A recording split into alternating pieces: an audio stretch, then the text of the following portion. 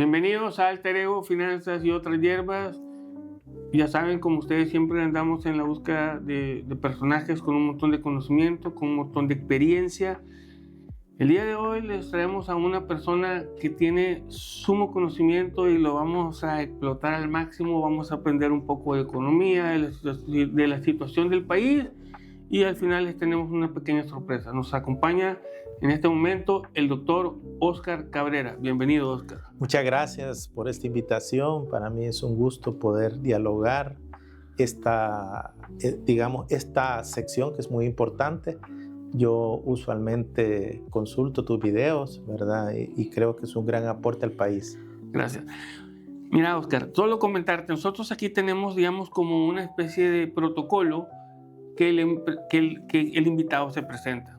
¿Por qué? Porque el invitado se conoce. O sea, solo que sí queremos saber un poquito más, es decir, hay también cosas personales, un poquito dónde nació, dónde se crió, si ha estudiado en algún colegio por aquí, conocer un poquito de su vida, cómo fue creciendo, después cómo te metiste en este rollo de la economía y todo, después un poco en qué has trabajado, digamos, como para ir dándole la forma para llegar después a por qué vamos a hablar de lo que vamos a hablar, ¿verdad? Son como tus credenciales, ¿verdad? Finalizando con eso. Okay, ¿quién es Óscar Cabrera? Sí, ¿no? Bueno, primero yo soy originario de Santa Ana, ¿verdad? Mi familia, digamos, vivió cerca del Parque Menéndez, que es una zona llena de iglesias. Cercana hay muchas iglesias. Digamos que en mi época de niño también conviví con la pobreza, porque Santa Ana se caracterizaba en la década de los 70 por la existencia pues, de muchos mesones.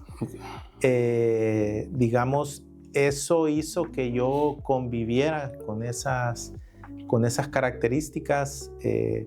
Crecí con niños que provenían de estos mesones y que vivían en unas condiciones de pobreza, de exclusión social, lo que me hizo desde ese momento reflexionar que por qué habían grandes diferencias entre familias que vivían en mesones y otras familias que tenían sus casas, sus condiciones, ¿verdad? Es así como, pues, también mi madre era bibliotecaria.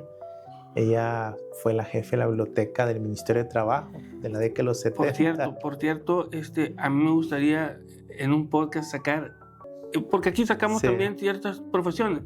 Esa profesión tiene un montón de cosas detrás que la gente ni se imagina. Perdón, disculpame, pero esa profesión me llama mucho la atención, sobre todo en un país que hemos perdido la lectura fuertemente, ¿verdad? Exacto. Bueno, lo que te quiero comentar es que esas desigualdades, pobreza y exclusión social fue a través de mi madre que ella me empezó a proveer libros, literatura, para tratar de entender las raíces y las causas del por qué El Salvador tenía una sociedad tan desigual, ¿verdad?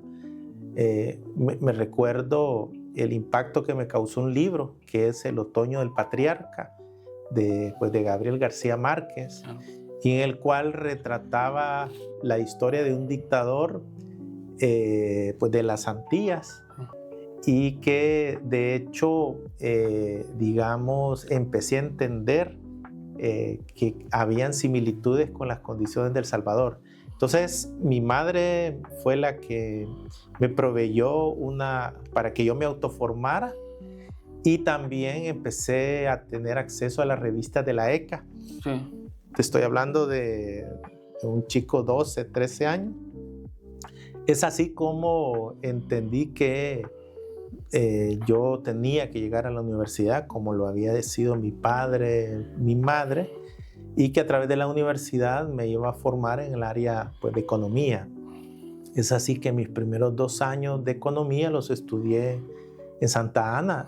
En esa época la Universidad Nacional se llamaba Centro Universitario de Occidente, hoy es facultad. Y luego migré a San Salvador a terminar mi carrera. Entonces, allá en la universidad, en la facultad, me enfrenté a dos modelos de análisis económico. Uno era un modelo clásico, neoclásico, donde el mercado definía el qué, para quién producir. Sí, los clásicos, sí. Pero a mí me gustaba, digamos, el gusanillo era por lo alterno, ¿verdad? Me interesaba, por ejemplo, el modelo estructuralista latinoamericano, me interesaba el enfoque marxista, me interesaba el análisis post-keynesiano. Es así como empecé como a preferir análisis que realmente resolvieran los principales problemas de los países del tercer mundo, ¿verdad? Luego, pues yo entro al Banco Central recién egresado y entro, yo siempre lo he dicho, por la puerta trasera del banco, con un contrato de 2 meses. Lo clásico, los contratos solo para mientras, ¿verdad? Sí, por servicios profesionales, eso significaba que no eran condiciones dignas de empleo, sí, ¿verdad? El último día que iba a finalizar mi contrato, tuvimos un grave accidente en el Boulevard del Ejército, en donde la peor parte la recibí yo. y bueno... ¿Accidente automovilístico? Sí, yo era encuestador. Se me había contratado para encuestar las empresas del sector industrial del Boulevard del Ejército. Y ahí pues obviamente tuvimos un grave accidente. No fue nuestra responsabilidad del banco, sino que había habido un derrame de aceite y un bus se fue a dar contra nosotros, ¿verdad? Cuando se deslizó ahí por la terminal de Oriente. Entonces continué trabajando en el banco, ya con otro tuve sucesivos contratos así por 2 años. Por eso es que yo soy un acérrimo luchador en contra de este tipo de contratación de servicios profesionales, porque en primer lugar genera evasión y elusión fiscal y lo peor es en el sentido de que reduce las prestaciones de los y las trabajadoras, porque no tenés acceso a seguridad social, a jubilación, vacaciones, horas extra. Entonces es así como al final pues concurso para una plaza dentro del banco, me quedo en la sección de indicadores económicos. En esa época hay una anécdota que no la he contado nunca, pero te la voy a comentar a ti. Suéltela. Y es cuando me contratan no solo por economistas, sino porque yo había recibido programas de formación en lenguajes, en BASIC, pues en COBOL. Lo de antes, en Cabal, sí. Pero si te das cuenta, era muy atípico que un economista manejara lenguajes de programación. Sí. Bueno, me contratan, llego a la sección de indicadores económicos y me dice mi jefe, que en esa época era el licenciado Francisco Alemán, que después fue director de la Digestic, me dice, vaya, allá hay una sala de computadoras, dice usted que sabe manejar computadora, me gustaría que replicar el cálculo del IVAE, que el IVAE es el índice de volumen de la actividad económica, porque el IVAE se hacía en contómetro, así se calculaba. Entonces había un buen economista ya mayor cuando yo llegué, que era el que hacía eso. Bueno, me dieron todos los insumos, me fui a la computadora, empecé a ver qué había y en esa época, te estoy hablando de los 90, allá por el 90, 91, ya existía Lotus 1, 2, 3, ¿tú te recuerdas? Sí, ya existía Lotus, sí. Que era el inicio de Excel, ¿verdad? Exactamente. Entonces vengo e incorporo toda la información en el cálculo y pues eso en un segundo ya estaba calculado el índice, ¿verdad? Lo que le llevaba a saber cuánto tiempo. Entonces imprimo el cálculo de los índices, se lo paso al jefe y viene mi jefe y se le queda viendo con una absoluta desconfianza del cálculo y le dice al su jefe, que se llamaba Giordano Rodríguez, que ya, digamos, ya falleció, le dice que calculara el IVAE, ¿verdad? Y empieza el señor, se ha tardado un día en calcular así en cotómetro para venir a decir que el cálculo era correcto. Esto lo que nos está hablando es de los beneficios de la innovación, de la difusión tecnológica, que eso aumenta la productividad laboral y es quizás una de las propuestas de política industrial, de ciencia y tecnología que este país necesita. En la medida que nuestros jóvenes se forman en ciencia y tecnología, pues en esa medida vamos a aumentar la productividad.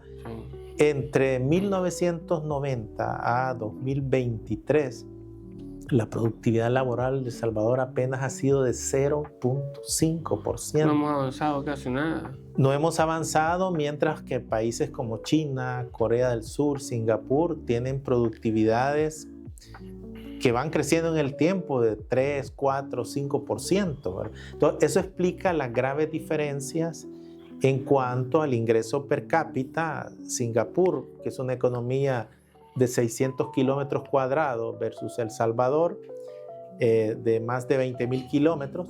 La renta per cápita de Singapur ya sobrepasa los $60,000 por persona y El Salvador se ha quedado con $3,500 por persona. Entonces, de lo que estamos hablando... 6 veces prácticamente Te imaginas, yo creo que muchas veces más. Ahí lo que estamos hablando es políticas educativas, políticas de ciencia y tecnología, políticas industriales. Entonces, entro al Banco Central. Para mí ha sido una gran escuela el Banco Central y obviamente el banco te ofrecía una serie de programas de formación muy bien consolidados, donde el banco te decía, bueno, estudia en la Pontificia Universidad Católica de Chile o en el INCAE o en el Instituto Tecnológico de México, el ITAM. De Monterrey, el sí. el TEC, ajá. Y estaba el Tecnológico de Monterrey. Eran estos 4 programas de formación. Ahora, yo, como te decía, tenía ese gusanillo de ver la economía desde una perspectiva más heterodoxa. No me interesaban esos 4 programas, ¿verdad? Sí. Porque yo sabía que iba a venir con herramientas neoliberales. Exactamente. Y por mi cuenta empecé a buscar a través de la agencia española becas. Es así como opté a una beca para de una vez entrar al programa de doctorado. Es interesante que en Europa no necesitas tener maestría para acceder a un programa de doctorado. Ahora, para acceder a eso, tenés que tener ciertos prerequisitos. ¿Alguna experiencia determinada para poder hacerlo? Eso por un lado. Y otro, que ya hayas publicado revistas o capítulos de libros. Entonces, eso habla de ti, de tus capacidades en investigación científica. Tuve la suerte que, digamos, me aceptaron en el programa de doctorado de la Universidad de Sevilla. Y es ahí donde al final yo tengo mi formación y pues paso casi 4 años estudiando a tiempo completo ahí en Sevilla. Es una experiencia importantísima. Tener las condiciones, un sistema bibliotecario de primer mundo donde tú llegas y para los que son investigadores tenés salas especiales. Yo me recuerdo que llevaba mi computadora para la tesis y en esa época también mi esposa estudiaba su doctorado en educación ahí en Sevilla, Iris Rivas, y allá procreamos a nuestra hija, Ana Iris Cabrera Rivas. Lo interesante es que en esa dinámica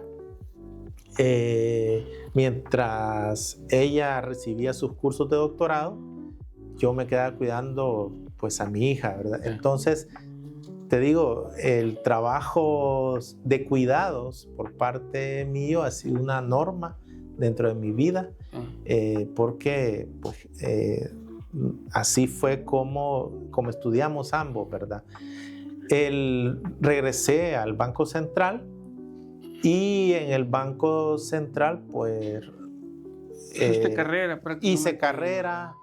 Primero fui jefe de la sección de indicadores donde empecé a trabajar, luego del Departamento de Investigaciones Económicas, ahí fui Chief Economist por más de 10 años y al final fui presidente del Banco Central entre 2014, del 1 de junio de 2014 al 31 de mayo de 2019. Ese ha sido mi desarrollo académico y profesional, Álvaro. Ok, entrando un poquito, esos son tus credenciales, entrando un poquito en materia, El Salvador. Te voy a tirar, digamos, algunos temas que le pueden interesar a la gente. Bueno, ahorita, recientemente ha habido, digamos, unos movimientos ahí a raíz de lo que ha hecho Estados Unidos, de subir los aranceles, deportaciones también. Nosotros tenemos mucha gente allá en Estados Unidos que nos da remesas, igual que México, Guatemala y varios países que nos están viendo, algunas personas desde estos lugares. Entonces, tal vez la primera es, digamos, así reciente, esto que está haciendo, digamos, de aranceles y todo, de subir aranceles. Yo sé que es contra Canadá, México, Europa. A nosotros, que estamos un poco más lejos, más chiquitos, ¿qué tanto nos puede afectar? Esa es la primera. Y la segunda es, ha habido deportaciones, en algún momento se puede pensar que son criminales, en otras que son personas que van normalmente a trabajar, pero que los deportan porque no tienen papeles. La otra pregunta es, ¿cuánto significan las remesas para El Salvador, digamos, y qué tanto nos puede impactar que de repente haya una baja considerable, digamos, en el flujo de remesas? Son un par de preguntas de lo que la gente ahorita empieza a decir qué nos puede pasar con lo que está sucediendo, ¿verdad? Sí, bueno, primero yo creo que hay que centrar el tema de la geoeconomía y de la geopolítica como para entender estas decisiones de la administración Trump en cuanto a la subida de aranceles. Antes que nada, el Partido Republicano con la época Reagan, con el presidente Reagan, inicia todo un proceso de globalización en la cual propone, junto con el apoyo del Banco Mundial y de la OMC, lo que es la reducción de los aranceles y que hubiera un libre comercio. El objetivo de Reagan no era tanto generar superávit comercial de bienes. El objetivo de Reagan era generar superávit en el intercambio de servicios, porque la economía norteamericana había venido transitando desde una economía basada en una industrialización a una economía basada en las finanzas, en el desarrollo de la banca, de los mercados de capitales, de la innovación y de la difusión tecnológica. Entonces, a la larga, hay toda una doctrina de la globalización donde el mercado es el que decide qué, cómo y para quién producir. Y esta globalización obliga a la mayoría de países en desarrollo a sumarse en esta dinámica.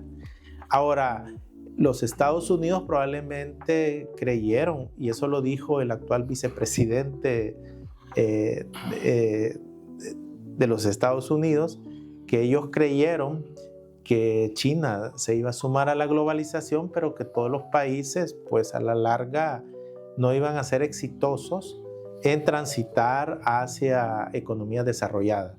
Y ahí tú tienes Corea del Sur, que sube, tú tienes Singapur y finalmente entra China. China entró con todo, entra con todo. Y China, obviamente yo quisiera compartir algunas estadísticas. de cómo a través del fortalecimiento del inicio de las relaciones diplomáticas en 1979, porque antes Taiwán era llamada China, sí, ¿verdad? Sí. Y no había relaciones con la China de Mao, ¿verdad? Inician las relaciones. El comercio en el 1979 entre Estados Unidos y China era apenas de 2.500 millones y en el 2024 eso ha alcanzado los 688.000 millones de dólares. O sea, lo que estamos viendo es un aumento de 275 veces en el intercambio bilateral entre los Estados Unidos y China, ¿verdad? Ahora, las exportaciones de China a Estados Unidos representan el 14.7% del total de exportaciones de China. Okay. Y las exportaciones de Estados Unidos a China representan el 7% del total de las exportaciones. Ahora, la subida de los aranceles es totalmente sin sentido, porque China le compra casi el 52% de las exportaciones de soja a los Estados Unidos, o lo que llamamos soya. El 30% de las exportaciones de algodón en el mundo van para China. Y no se diga circuitos integrados, que son más del 17%. Tenemos carbón, el 11%, equipos médicos, casi el 10%, y vehículos de pasajeros. Entonces, lo que estamos viendo es los Estados Unidos, a través de este incremento de aranceles, creo que se está tirando pues un balazo en el pie, ¿verdad? Porque está dañando negativamente a todo su tejido empresarial. Le va a salir más caro a ellos también. Libre de que, tú sabes, que los aranceles realmente es un impuesto al consumo de los ciudadanos norteamericanos. Sí, entonces, se traslada directamente. Sí. No es cierto que quienes terminan pagando son las empresas chinas, ¿verdad? Pero eso no es lo importante, porque es cierto, la administración Trump ha querido decir que tienen un déficit con China, pero no están tomando en cuenta el comercio de servicios, donde yo te decía que con la globalización era el objetivo de la administración Reagan, porque en la parte de servicios los Estados Unidos tienen su especialización. Sí, sí. Entonces lo que hemos visto es que ese comercio de servicios entre China y Estados Unidos ha crecido a 8.950 millones de dólares a casi 66.000 millones de dólares, ¿verdad? Esto lo que nos está diciendo es que el aumento ha sido 7 veces desde el inicio de las relaciones. ¿Y cuáles son los principales componentes del comercio de servicios? Transporte, viajes, propiedad intelectual, servicios financieros, TIC. Entonces vemos cómo hay superávit de parte de los Estados Unidos en cuanto a las exportaciones de servicios, mientras que en el caso de China hay déficit. Entonces hay una lectura que no es, que es falsa por parte de los Estados Unidos de América. Ahora, ¿esto cómo se refleja en el caso salvadoreño? Antes de eso te voy a hacer una pregunta, pero o sea, está un poco fuerte, pero ¿alcance de Estados Unidos o ya lo alcanzó en el sentido de que el crecimiento de China ha sido tan fuerte? Porque antes la gente decía, los chinos hacen puras cosas que no sirven. No sé si tú te acuerdas que antes decías, los chinos eran algo, pero China empezó a escalar, empezó a hacer cosas empezó a hacer computadoras, empezó a hacer máquinas. Inclusive antes la gente compraba máquinas en otros lados, después China empezó a hacer máquinas de fábrica. Al principio la gente no tenía confianza y de repente empezaron a precios de la mitad de otros. Entonces, ¿cómo ves China con Estados Unidos? Eso, o sea, digamos, yo he sentido que China ha avanzado a niveles, o sea, como que nadie lo vio, ¿verdad? Toda la gente iba allá a poner sus fábricas y nada más los tenía como que nos construían y de repente, ¡pum!, se reventó. Sí, fíjate que yo le he estado dando mucho seguimiento al caso de China ya he publicado algunos capítulos de libros sobre el tema de China. Ahora, digamos que, como te digo, China, y esto diferencia a las democracias occidentales, es que China, el Partido Comunista lo representan todos los ciudadanos chinos. Xi Jinping simplemente está ahí porque está sirviendo a los intereses de los chinos a través del Partido Comunista Chino. Si en un momento tomara decisiones al estilo Trump, en ese momento lo quitan, y es fulminante, porque a la larga el gobierno chino trabaja en base a planes de desarrollo. Y de largo plazo. De 20 años, 40 años, ¿verdad? Entonces, todas las estrategias y todas sus decisiones son muy bien dirigidas. Te digo, China sacó de la pobreza a más de 800 millones de chinos en 30 años. Eso ha sido inédito en el mundo. Sí, increíble, ¿verdad? Sí, estamos hablando digamos, de una planificación de las decisiones tanto económicas, financieras y políticas. Ahora, la cultura china es muy diferente a la nuestra. Allá, pues obviamente lo que interesa es lo colectivo y no tanto lo individual. En las democracias occidentales, lo que les interesa es la decisión utilitarista individualista, sí, ¿verdad? Sí. Entonces, para las culturas occidentales, el Estado es malo, el Estado es ineficiente y es mejor el mercado. Entonces hay que reducir todas las instituciones públicas porque son el mal. Es lo que está haciendo los Estados Unidos, reduciendo el gasto público a mansalva. Han puesto a un vendedor de coches a tomar decisiones de reducir. Ya viste USAID, cómo la han eliminado. El área de educación, pues de salud, hasta el colmo que han despedido expertos en la tecnología nuclear, ¿verdad? Entonces se han quedado que cómo van a continuar desarrollando. Hace unos días el gobierno chino publicó lo que ellos le llaman el libro blanco, que es la posición de China sobre algunos temas relacionados con las relaciones económicas y comerciales entre China y los Estados Unidos. Las estadísticas que yo te estaba mencionando provienen de este libro blanco, y en el cual, pues obviamente, y hay algo que deben de saber los salvadoreños, y es que desde el 2017 la producción de bienes y servicios de China ya sobrepasó a la de los Estados Unidos. O sea, creo que no se han enterado que ahora la potencia económica, tecnológica también, o sea, porque antes solo la gente lo veía como producción nada más. Es China. Y te quiero responder lo que me preguntabas. En la década de los 70, yo me recuerdo cuando era niño y que me compraban para Navidad mis juguetitos sencillos, ¿verdad? ¿Te acuerdas de sellos Trébol? Entonces, mi abuela pasaba todo el año recopilando esos sellos Trébol para darme mi regalo de Navidad. Ahora, cuando tú mirabas los juguetes de cuerda, que eran aviones, eran hechos en Japón. Y uno tenía la idea que todo lo de Japón era malo. Luego, Japón, en la década de los 70 y 80, desarrolló toda su tecnología de primer nivel. Luego, en el 2000, vuelve esa creencia que todo lo que producía China era malo.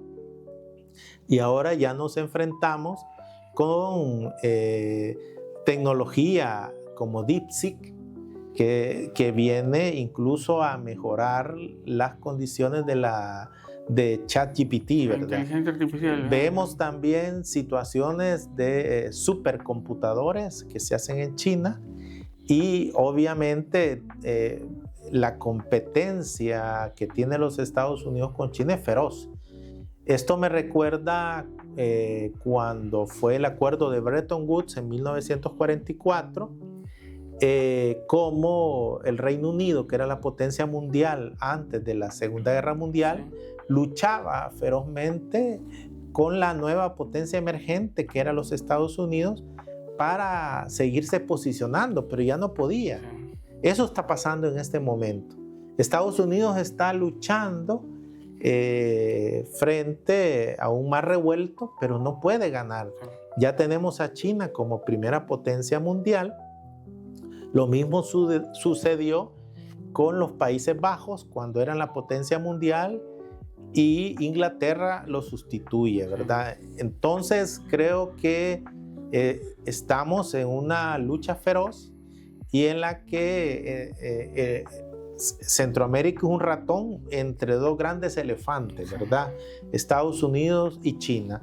Ahora, yo creo que hay un lema que a mí me gusta mucho y es, no me gustaría que El Salvador fuera cabeza de un ratón, más preferiría que fuera cola de un elefante, ¿verdad?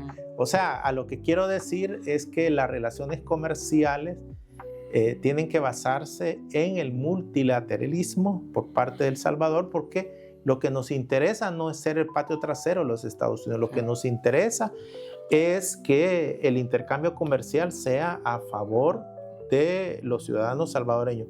¿Esto qué implica? Que tenemos que empezar a repensar la evolución de las exportaciones de El Salvador.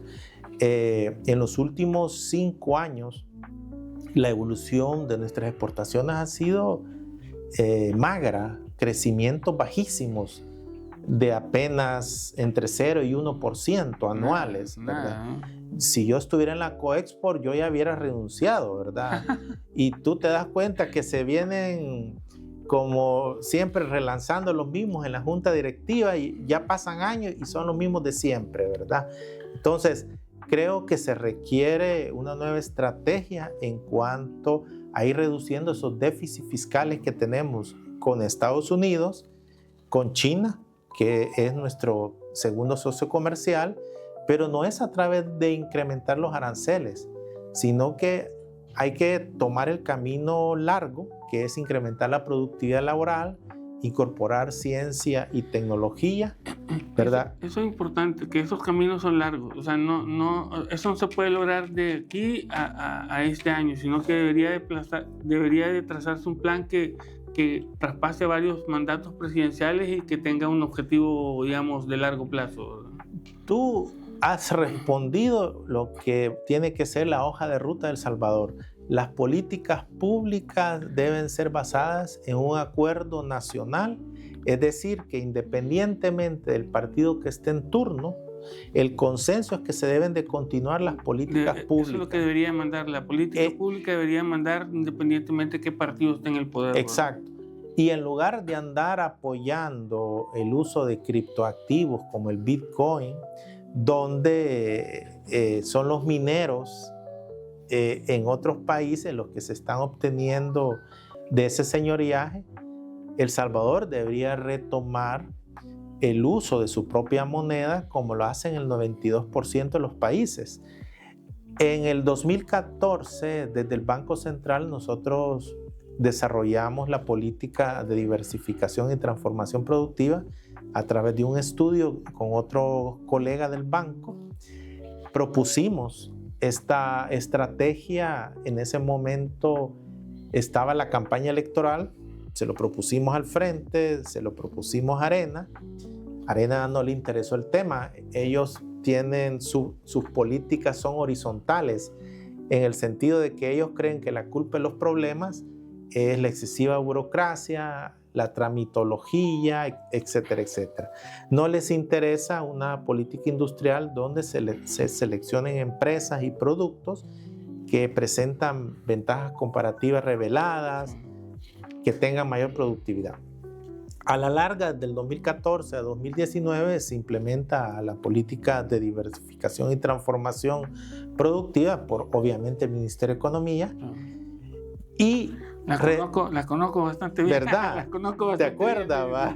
Bien. Y resulta que en el artículo 4 del 2019 viene el Fondo Monetario y le sugiere al gobierno que había ganado que mantuviese esa política porque la productividad empezaba a despegar, porque sí se había habido un traslado de insumos desde los sectores de baja productividad a los de alta productividad, sí, que son la industria manufacturera, los servicios avanzados y la agroindustria. Estamos acostumbrados, conforme viene un nuevo gobierno, a la política de tierra arrasada. Se eliminan todas las políticas. Todo lo que hizo el anterior, todo está mal, todo sean está mal. Exitosos o no, se desaparecen del mapa. Sí. Sorpresa, en el 2023 viene un estudio multidimensional de OCDE y viene a proponerle al actual gobierno una política de diversificación y transformación productiva. No se toma en cuenta, sigue el Ministerio de Economía trabajando en quitar la tramitología. Esto es lo mismo que hicieron los gobiernos neoliberales en la década de los 90, donde creían que era el Estado el problema, ¿verdad? Y eso se refleja en una evolución negativa de las exportaciones, ¿verdad? Donde incluso la maquila, su peso ha venido cayendo, donde la industria, su peso dentro de las exportaciones por igual. Entonces, creo que es necesario dar un golpe de timón, y ese golpe de timón yo lo propongo en lo que es mi libro. Mira, ese tema del libro, aguántamelo un ratito, que eso vamos a desplayar completo en el siguiente bloque, ¿ok? Jóvenes, ya ven lo que les estamos trayendo, una conversación económica con datos para todos ustedes. Por favor, no se despeguen, regresamos en un ratito. Para todos aquellos que no se han suscrito todavía, por favor pueden darle el botón de suscribir y nos siguen. Así que por favor espérenos un momentito que ya regresamos.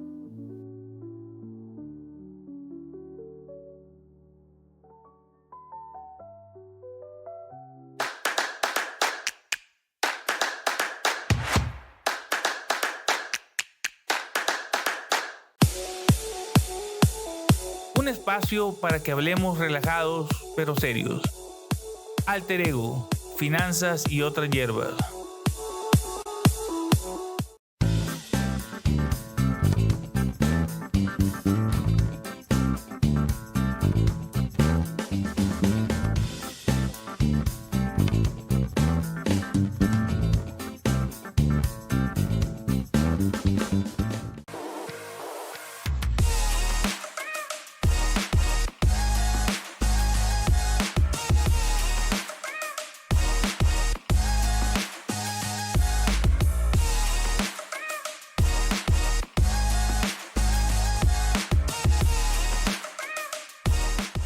Bienvenidos, estamos de regreso en Alter Ego, Finanzas y otras hierbas. Estamos conversando con el doctor Óscar Cabrera sobre varios tópicos económicos.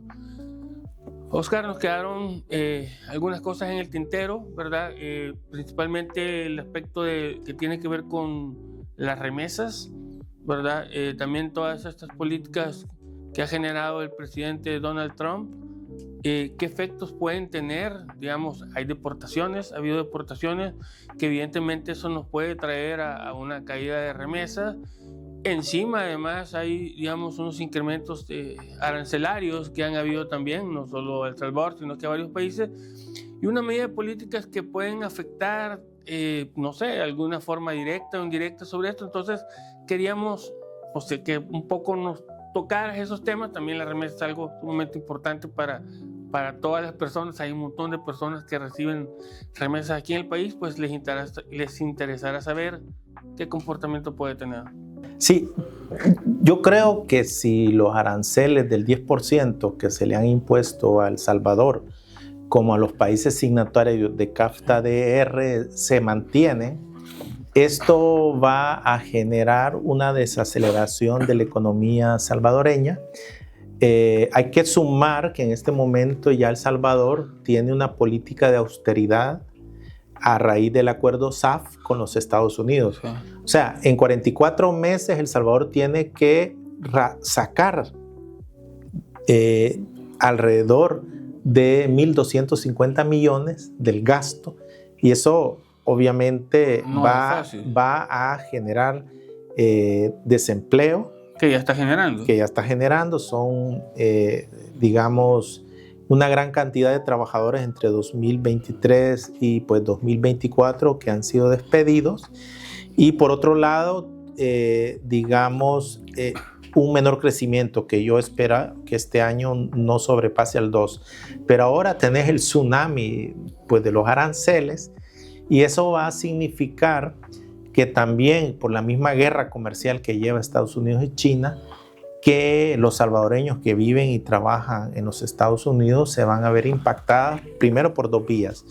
Uno, por la estrategia masiva de deportaciones de personas que su situación sea ilegal, ¿verdad? Ya hemos visto 14 vuelos desde que durante este año de deportados. 14 vuelos. ¿Y más o menos cuántas personas vienen en cada vuelo? Solo para tener una idea del número. Yo creo que entre unos 125 personas. Unas 1.500 por ahí. Casi digamos. unas 1.500 personas que han sido deportadas en El Salvador.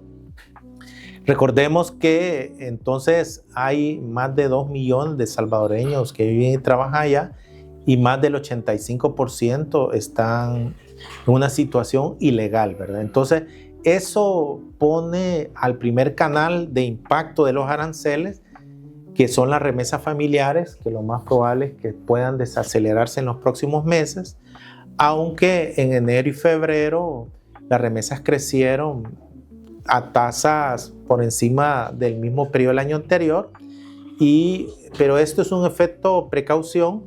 Los salvadoreños enviaron con antelación sus ahorros acá a sus familias, y por lo tanto lo que vamos a ver en los próximos meses es una caída de las remesas familiares, ¿verdad? Entonces creo que este tema es importante mencionarlo. El hecho de, por ejemplo, las remesas crecieron a febrero 1.407 millones, y es una tasa acumulada pues de 2 dígitos, ¿verdad? Casi el 14%, pero esto pues no, yo no creo que se mantenga. Entonces el primer canal que va a impactar los aranceles vía remesas, sí, vía reducción de remesas, vía incremento de deportados. El otro canal ya lo venimos viendo, y es una reducción de la demanda de nuestras exportaciones. Lamentablemente El Salvador no tiene su propia moneda, a diferencia del resto de países, donde a través de una devaluación pueden cubrir el incremento de los aranceles del 10%. Eso no lo podemos hacer nosotros. Entonces eso va a reducir la demanda de las exportaciones. Y la otra vía es a través de la inversión extranjera directa, que desde ya es de las más bajas, sí, de la región centroamericana. Está viendo que la inversión en El Salvador ha sido más baja que todos los países de la región. Sí. Exacto, casi 400 millones versus 5.000, 6.000 de Panamá, ¿verdad? Entonces son 3 canales: reducción del flujo de remesas, otro, reducción de la demanda de nuestras exportaciones, una reducción de la inversión extranjera directa. Eso va a impactar, y a nivel interno también vamos a ver cómo los insumos que nosotros importamos de los Estados Unidos van a venir a precios mayores, como lo que son productos finales, bienes de consumo, sí, finales. Esto va a impactar la inflación, tanto de precios al productor como precios al consumidor, ¿verdad? Entonces, yo creo que El Salvador está en una situación sumamente difícil, a diferencia del resto de países, porque política de austeridad con el fondo, más el impacto de los aranceles. Son varias medidas, todas confluyen en un momento, ¿verdad? Exacto. Y yo lo que haría como formulador de política es, entiendo que el acuerdo SAF tiene una cláusula de dilación, alargarlo un poquito más. Alargarlo más mientras no vemos el impacto, sí, de los aranceles, porque realmente yo yo creo que pudiéramos tener un crecimiento negativo este año si se mantiene la situación de los aranceles en El Salvador, ¿verdad? Entonces serían como 2 tsunamis de una vez que tendría El Salvador, y en los cuales no tenemos políticas, porque la política monetaria, crediticia y cambiaria nos las amputamos en el 2001, y la política fiscal la tenemos amarrada con el programa SAF, con el fondo. Entonces, la única política económica que puede atenuar la recesión, el desempleo con incremento del gasto público, hoy no se puede por 44 meses, ¿verdad? Sí. Entonces, ese es como mi análisis en este momento. Vamos a entrar ya a hablar un poco de lo que es este libro que has escrito. Solo el nombre es sumamente interesante. Se llama Hacia un nuevo modelo de desarrollo con igualdad de oportunidades para El Salvador. Entiendo que el concepto de este libro parte desde la forma como han venido funcionando los gobiernos, ¿verdad? Es decir, el tipo de forma, y después tú haces inicias allá por 1990, por ahí, haces un parteaguas y propones algunas medidas sumamente importantes, ¿verdad? De glosar, obviamente, pues la idea no es que des todo el detalle del libro, pero sí que des esos grandes tópicos que puedan servir a la gente para entender el concepto de cuáles son las propuestas que pueden establecerse para poder tener, digamos, un mejor desarrollo en el país, pero también cómo se puede transitar en este proceso digamos, allá estamos El Salvador funcionando de una manera determinada, pero cómo podemos transitar basado en toda la experiencia que tienes y en las cosas que han estado pasando en los gobiernos, pues qué cosas se pueden ir mejorando, en qué tópicos para poder entrar en esa nueva ruta, en esa nueva condición que nos pueda, pues, ir fortaleciendo de a poquito y ser un mejor país económicamente. Sí, fíjate que se me olvidaba mencionarte que en mi niñez yo me muevo al barrio San Rafael. Después de vivir en la zona de las iglesias, me voy al barrio San Rafael, que es un barrio, llamémosle, muy pobre, con una serie, pues, de mesones, que son de los que yo te hablaba. Y a partir de esa situación, esas condiciones de pobreza y exclusión social, fueron los que me dieron la pauta de ir construyendo un conjunto de políticas públicas que son necesarias en El Salvador para un nuevo modelo de desarrollo.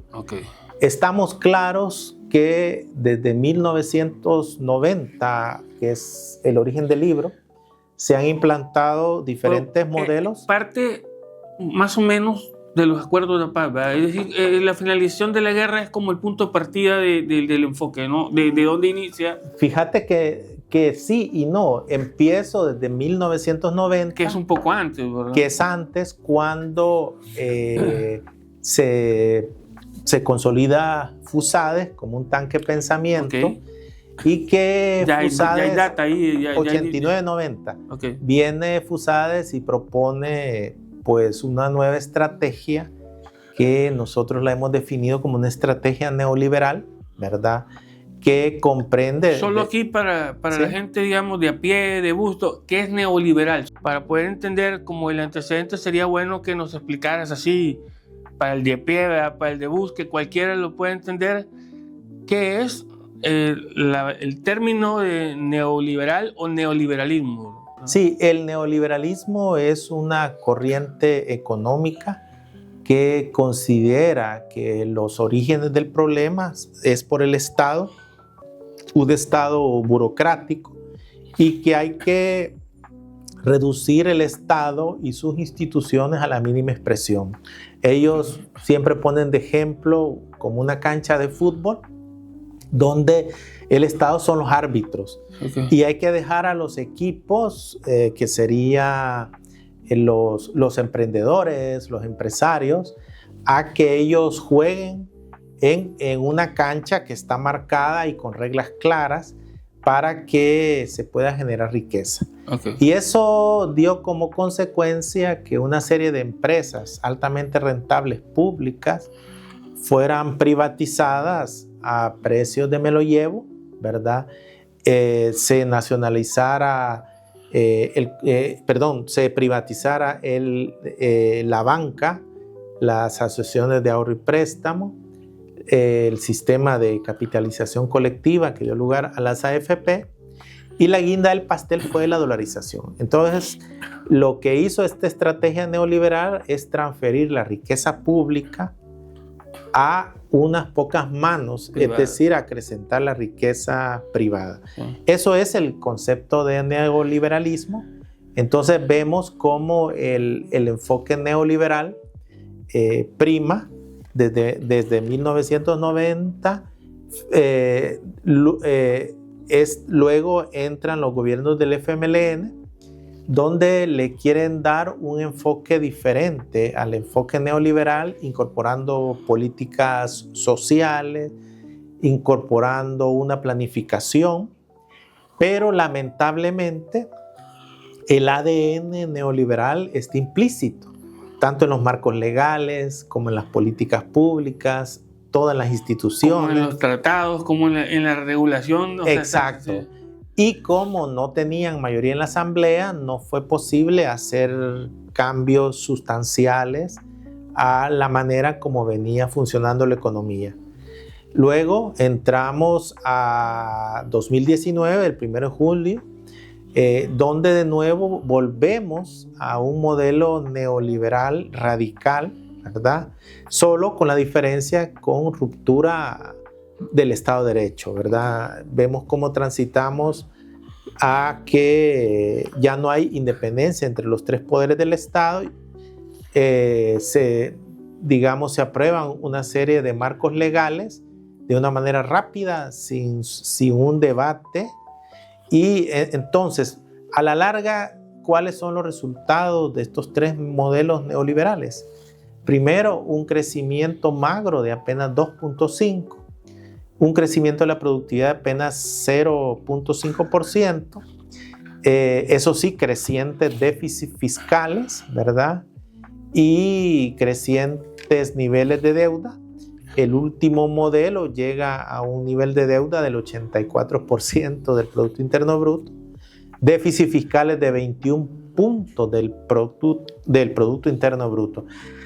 En suma, los tres modelos incumplen los derechos económicos, sociales y culturales de la población salvadoreña, y de ahí que yo esté proponiendo un nuevo modelo de desarrollo donde el centro sea la persona humana. No he dicho lo siguiente, y es que estos modelos neoliberales favorecieron la concentración de la riqueza y el ingreso en el 1% de la población. Las últimas estadísticas del 2023 nos dicen que el 1% más rico obtiene el 25% de la riqueza, y el 50% de la población más pobre apenas obtiene el 5% de la riqueza. Nada. O sea, te das cuenta cómo este modelo neoliberal pues no cumplió con uno de los objetivos, que era mejorar las condiciones de vida de la población o desarrollar una movilidad social. Si tú naces en un hogar pobre en este momento, tú tardas 6 generaciones para subir del 10º decil del primer decil al segundo decil. El que sigue, o sea, sí, el que sigue. Casi nada, ¿no? 6 generaciones, o sea, ¿te imaginas? Sí. O sea, hay que tener cuidado, con eso hay que tener mucho cuidado, porque pues la gente que le va mal y cae en pobreza y que no ve la salida, pues imagínate, la gente tiene hijos, está casado, no le alcanza el dinero, y no le alcanza no solo un mes, sino que 2, 3, un año, 2 años. Está muy propenso a caer en problemas y meterse en actividades ilícitas, donde está pandillas, narcotráfico y otro montón de condiciones. O sea, es bien susceptible que puedan pasar estas cosas. Ese es un buen punto, porque por más que tú estés usando el estado de excepción y estés incorporando al SECOT más de, 80,000 jóvenes, pero las condiciones estructurales de pobreza, exclusión social, falta de empleo, se están exacerbando. Y estos barrios marginados y pobres, pues los niños, sus papás están presos, pero están los hijos, van creciendo y ven que no tienen acceso a una educación de calidad, a salud, ¿verdad? Las estadísticas, nosotros evaluamos la desigualdad no solo desde la ingreso y riqueza, sino que ver el acceso a la educación y la salud.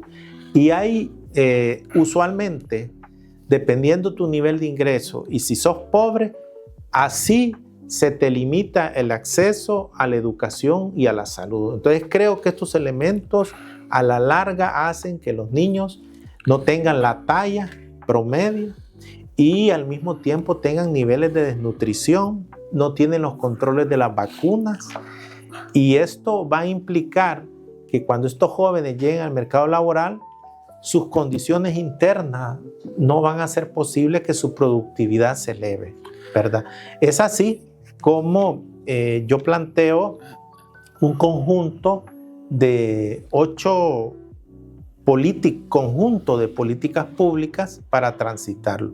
Okay. Primero, lo que tú mencionabas, es necesario un pacto social donde esté incorporado el sector privado, los sindicatos, la academia, las organizaciones de la sociedad civil, obviamente junto con el gobierno, para debatir ese país que nosotros queremos a futuro, en donde se defina qué es lo que se ha hecho mal, pero qué es lo que queremos trabajarlo. Ahora, eso va a significar que las políticas que se consensen se van a mantener independientemente del gobierno de turno, ¿verdad? Que creo que eso es una máxima. ¿Qué es lo que ha hecho China, digamos? Que es lo que ha hecho China. Aunque China está el mismo, pero me refiero que cuando tú creas una política fuerte, la mantenés. La mantenés.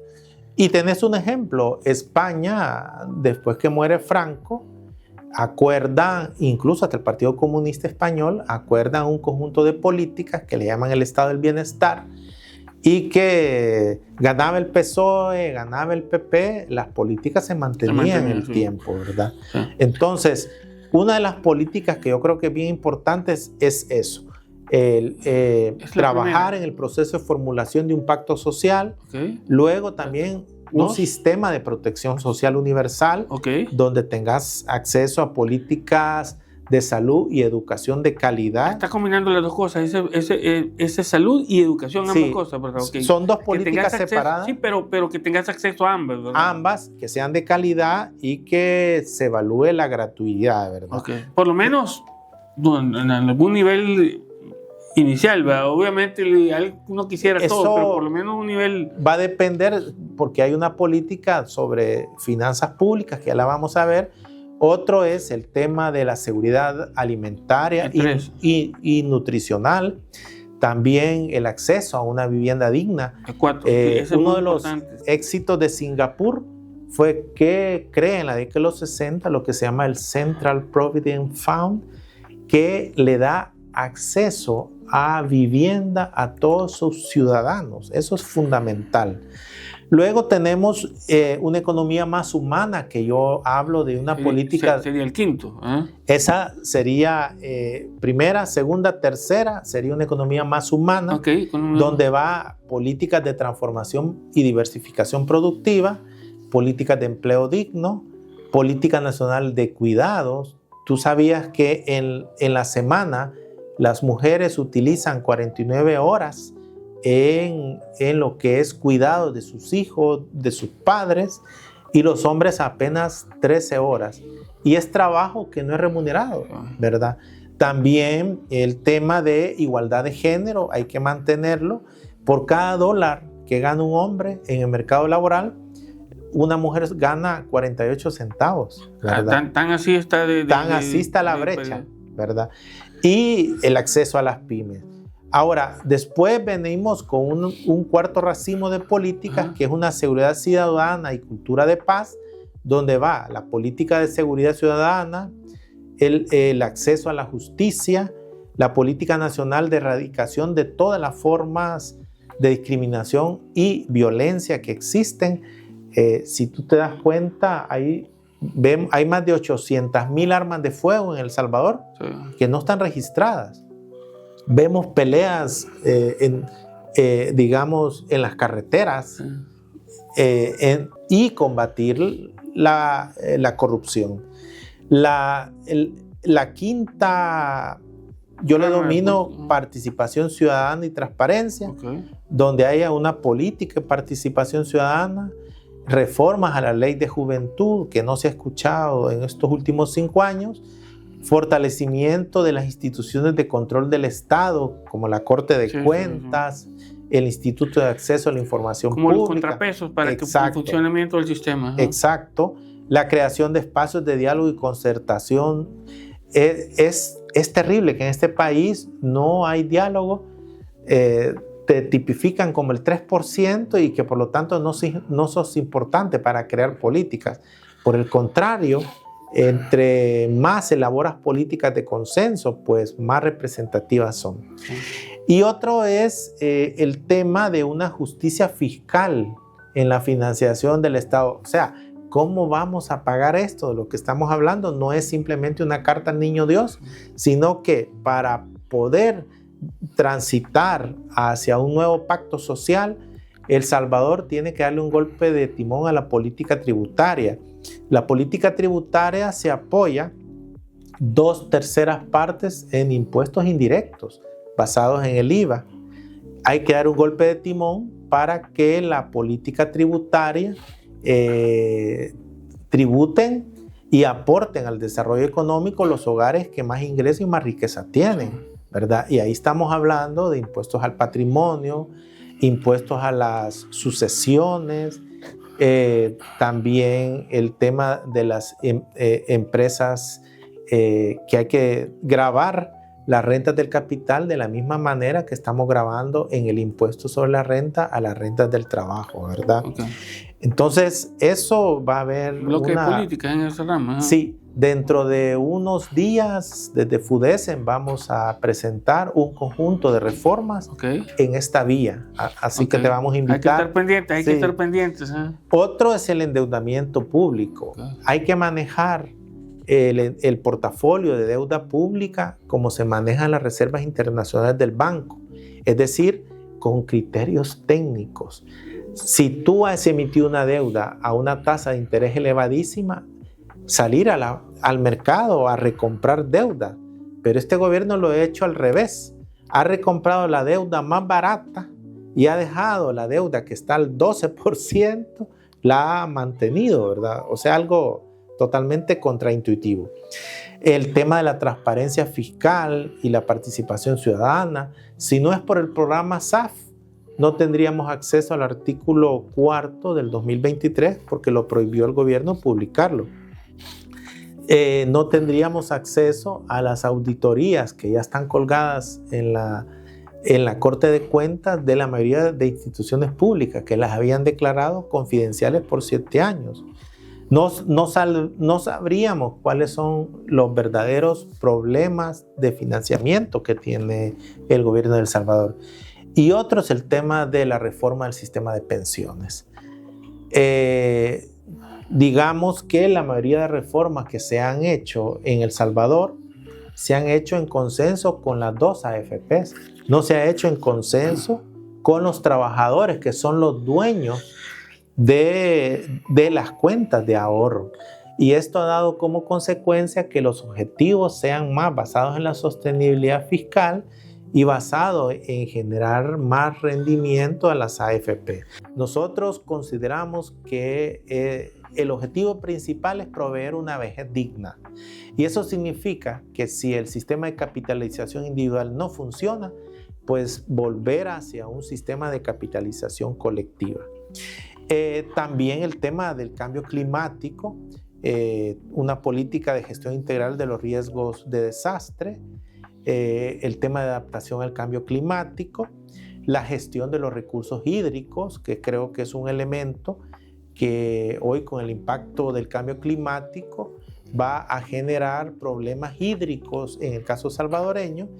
Y por último, es un tema más financiero y se refiere a la inclusión financiera, a la emisión de una moneda digital emitida por el Banco Central y un sistema de pago que sea inclusivo.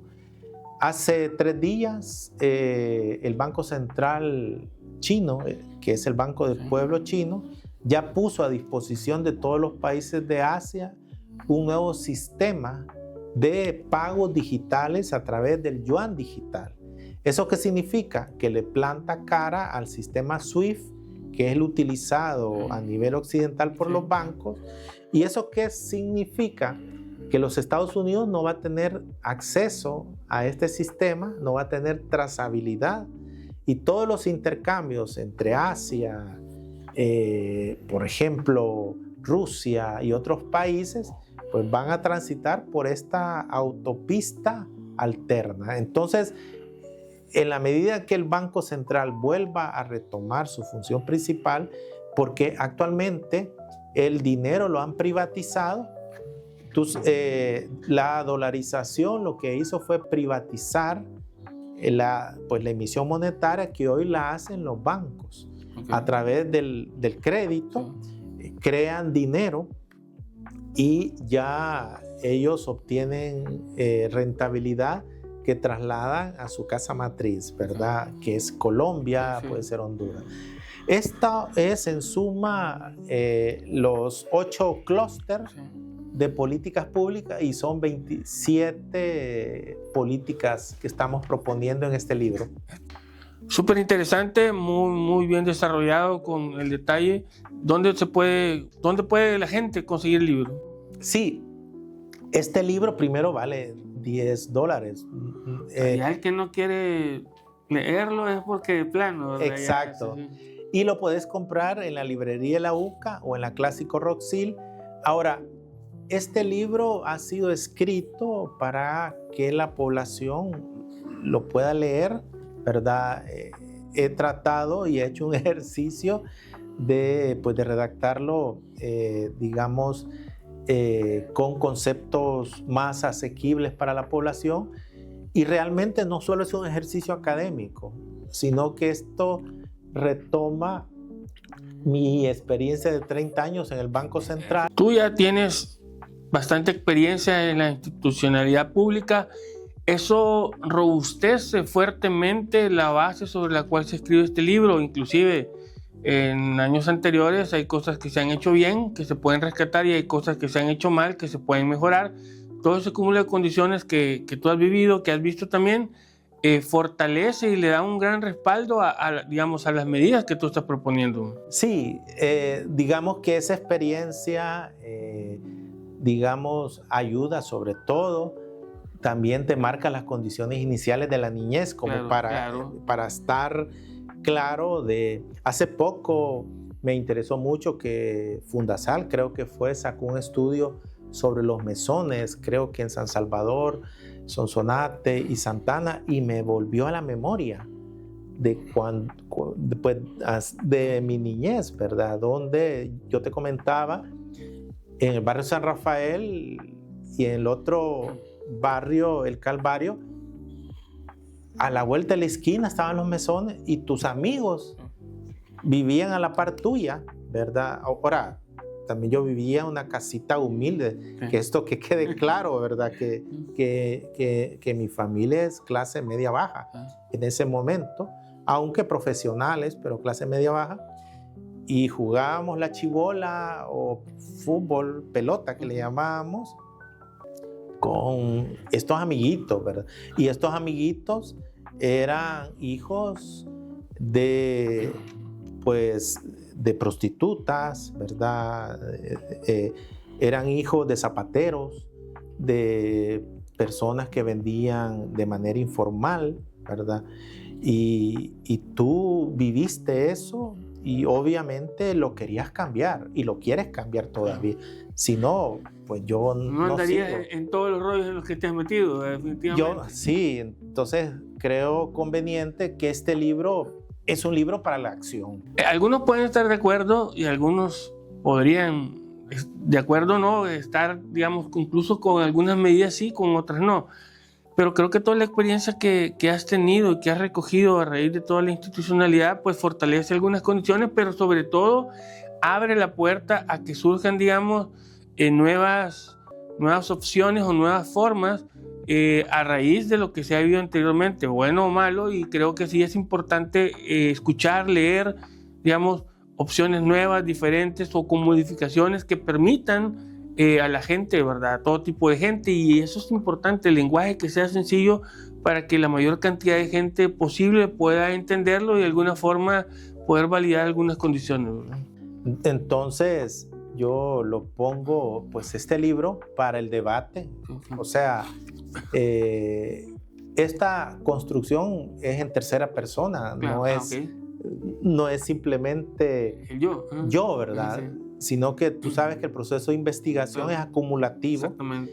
Y hay investigadores. Comienzas donde ya otro ya investigó. Exacto. Y tú de aquí para acá seguís. Bueno, sí. Exacto. Hay investigadores e investigadoras que han hecho propuestas que son los precursores. Yo retomo una serie de políticas de ellos. Okay. Y obviamente les doy el crédito en el estudio.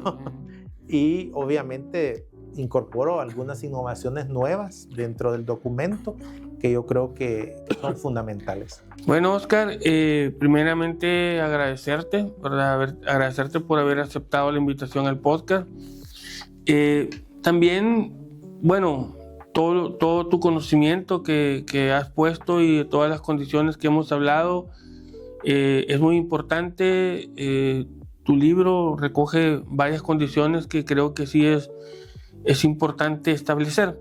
Ahora, nosotros siempre para cerrar le pedimos al invitado que se pueda despedir, pero sobre todo que dé una recomendación. Digamos, normalmente nosotros invitamos empresarios porque este podcast, digamos, está como enfocado a la parte empresarial, emprendedurismo.